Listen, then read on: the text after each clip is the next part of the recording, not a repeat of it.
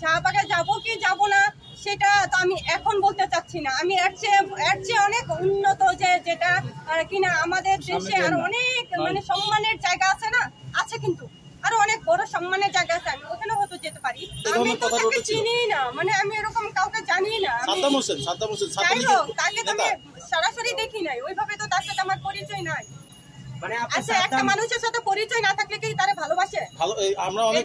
এটা কি অনেক আগের যুগ যে ফোনে মানে কি জন কিভাবে জন আগে ফোনে কথা বলতো না, টেলিগ্রাম না, অনেক আগে যখন এই মোবাইল ছিল না, তো আমার কি ওইরকম কিছু? ওইটা তো না।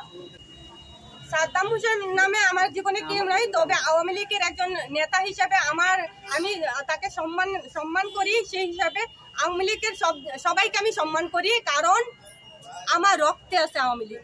সেই কারণে ভাই আমার পদ নেওয়ার কোনো দরকার নাই, আমি ভালোবাসি, এটাই হচ্ছে আমার বড় কথা। আমি বঙ্গবন্ধুর সৈনিক, এটা আমার বড় পরিচয়, এটা আমি বলতে আমি স্বাচ্ছন্দ্য বোধ করি।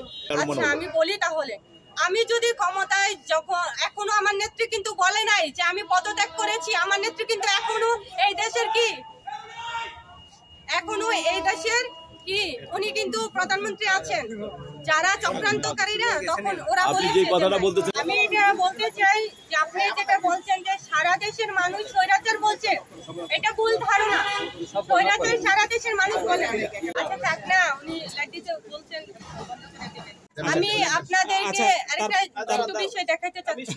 আপনাদেরকে আমি একটা বিষয় দেখাইতে চাচ্ছি, যারা আমাকে বলছে যে আমি শিবিরের নেতা, আমাকে অপমান করেছে, সেটা মেনে নিতে চাচ্ছে না। আমি আমার বাসায় এসে একটা ভিডিও বানাইছি, ওইটা নিয়ে খুব মানে ট্রল করছে আমাকে নিয়ে। আমি শুধু একটা কণ্ঠস্বর আপনাদেরকে শোনাইতে চাচ্ছি।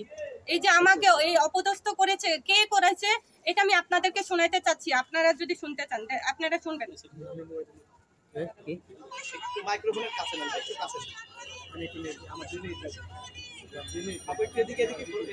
স্বৈরাচারী হাসিনা, এটা কিন্তু কোনো টোকাই ছিল না তখন।